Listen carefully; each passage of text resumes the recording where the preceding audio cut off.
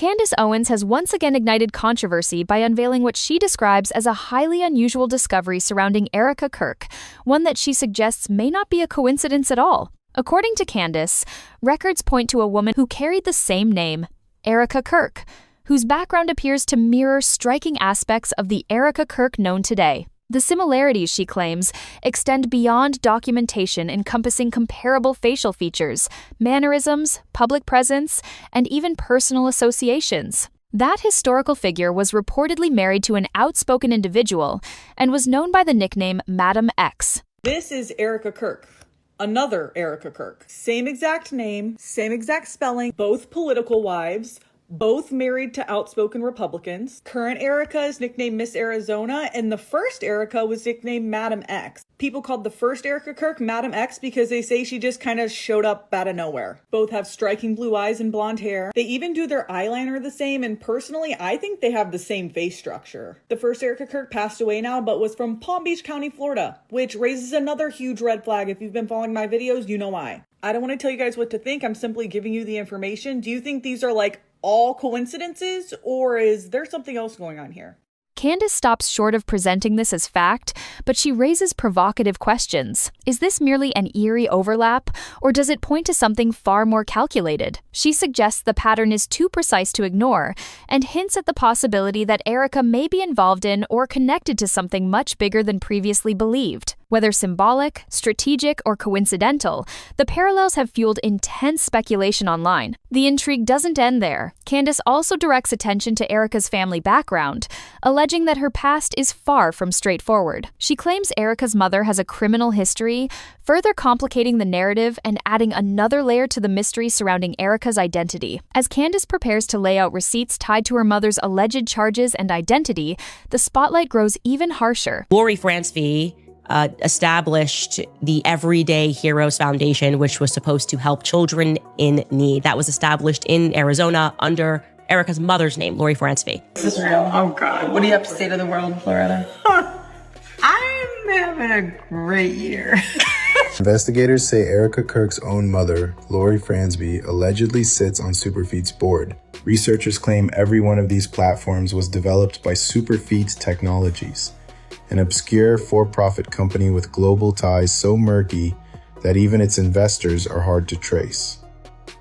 Maybe it's no coincidence at all. The Erika Kirk story, you thought you knew where it was going? You thought the rabbit hole had a bottom. You were wrong, because every time investigators think they've found the truth, another layer peels back, another name surfaces, another connection that shouldn't exist does. And this time, the trail leads somewhere far darker than anyone imagined. Romania, again. But this time, we're not talking about Erika. We're talking about her mother. When Candace Owens released that spreadsheet, everything changed. Links between a Romanian orphanage and U.S. military personnel, allegations involving crimes against Romanian girls, and at the center of it all, Lori Francevy. Not Erika, Lori. The growing belief among researchers, Erika was never the mastermind. She was the distraction, the face, the tool. Her mother? That's who was pulling the strings. Think about it. What if Lori arranged the entire marriage to Charlie Kirk? What if this wasn't a love story at all, but a honeypot operation? A calculated move designed to place someone close to one of the most influential conservative voices in America? Especially from the standpoint of she was getting involved with the government, so Homeland Security and Department of Defense. Because the more you dig into Lori's background, the less she looks like an average mom. Deep military connections, a history of lying about her identity, and a career that raises more questions than it answers. But here's where it gets messy. We can't even confirm who Erika's real parents are. Conflicting stories, messy records, redacted details. If her mother really is Lori Francevy from Scottsdale, Arizona, that opens a whole new set of problems. Problems that extend far beyond one marriage, one family, or even one country. Lori Francevy isn't just some suburban mom with a shady past. She's the CEO of E3 Tech Group, a company with deep ties to the Department of Defense, to Homeland Security, a company that specializes in military-grade AI defense systems, secure networks, intelligence operations, and drones. E3 absorbed or spun off from G-Tech and AZ Tech International. All roads lead back to one place, Fort Huachuca. You know what Fort Huachuca does? It trains drone pilots. It runs intelligence, surveillance, and reconnaissance operations. And you know what else? It's been linked to the Charlie Kirk assassination theories. Fort Huachuca has entered the conversation all of a sudden we've learned that it's not such a stranger. Fort Huachuca and Cochise County, Arizona are directly linked to Erika Kirk through her mother, Lori Fransby, and her defense contracting firm, E3 Tech, because it peddles EMP-proof technology to the military that can only be tested at Fort Huachuca. It's the reason why Erika Kirk and her mom moved to Arizona in the first place, because Lori Fransby had to be in close proximity to her work. Now here's where it gets interesting. Whistleblower Mitch Snow told Candace Owens he saw Erika, Brian Harpole, and others at Fort Huachuca on September 8th and 9th. That sighting put the base on the public radar. Suddenly, people started asking questions. What was Erika doing there? Why was she with those people? And what does her mother's company have to do with it? The timing alone raises eyebrows, but when you connect it to Lori's defense contracts, her intelligence community ties, and the nature of operations run out of that base, the picture gets considerably darker. This is where things take a turn into territory that feels almost scripted. Reports suggest that Arizona Senator David Farnsworth helped Lori push what's called the Blackout Wars initiatives. Her companies specialize in EMP protection technology, tech designed to keep electronics functioning after an electromagnetic pulse event. Now, if you don't know what an EMP is, here's what you need to understand. It's invisible, it's technical, it's almost impossible to verify, and theoretically, it's catastrophic, which makes it the perfect excuse for governments to justify surveillance, emergency powers, military spending, and infrastructure control. And here's the kicker. A decade ago, Erika appeared in an EMP documentary. Guess what she was promoting? Her mom's EMP protection tech. 5 major threats that make our grid extremely vulnerable that we've presented to congressional officials. 1 being cyber, 2 being hackers, 3 being physical threats, 4th one is solar EMP, and the 5th one is man-made EMP. So the concern that we have is that we put out this critical information, and when we go over this risk analysis, they hear what we're saying, but they don't want to take action. Lori co-authored publications on EMP catastrophe preparedness. She owns a company that provides disaster solutions for EMPs and cyber attacks. And according to one Reddit researcher, E3 Tech Group was allegedly awarded the Joint Service Achievement Medal for people ignored Lori while they were busy focusing on Erika. Big mistake. Senator David Farnsworth is obsessed with EMPs, passionate about blackout wars. He allegedly lobbied Arizona alongside Lori, pushing for grid defense contracts. But then, a darker connection emerges. A video surfaces of Farnsworth discussing missing children, another issue he's deeply focused on. About missing children, but the language wasn't ready, and so it ended up 1013. But what's happening to our children? This information comes from the report August 31st, and we've shared some of this in the past. 1,049 removals of children in August 2019 from their homes. Let that number sink in for a minute. I've seen it as low as 800. This is the highest I've seen it. It fluctuates, but that's a big number. And this is more alarming to me, that 1% of the children never go.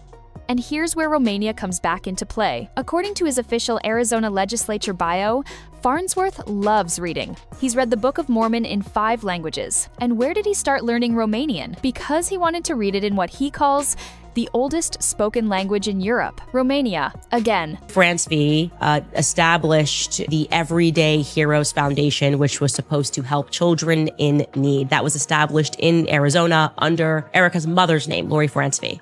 What they decided to do, as charities do, is that they developed certain projects and certain missions, and what spun out from Lori's charity was the Romanian Angels Project. And they got this deal with the military. They worked with the military in Romania to help orphans, okay? Now, it is a fact that they worked with, at that time, Colonel Otto Buscher. Colonel Otto Buscher was then accused of running a brothel with young children, taking them onto the military base for himself, his sexual needs. A woman filed in Romania and said, this is what's actually happening. These children are going onto the base and they're being prostituted to military men. Candace Owens has addressed Erika's charity, Romanian Angels. She claims Erika and Lori worked with a U.S. Army colonel, a colonel accused of running a brothel in Romania. His name? Otto Buscher, Colonel Otto Buscher, the same man Erika personally thanked in one of her videos. Now, to be clear,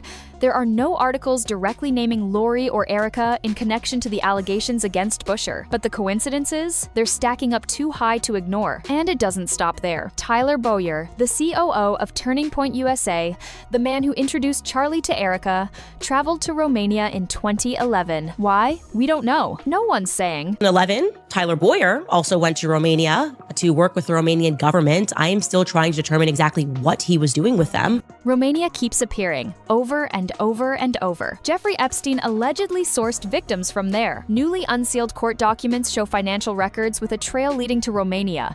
$30,000 sent to Banca Transylvania, the account holder redacted. But Romanian media confirmed the details. Romania is named multiple times in the documents.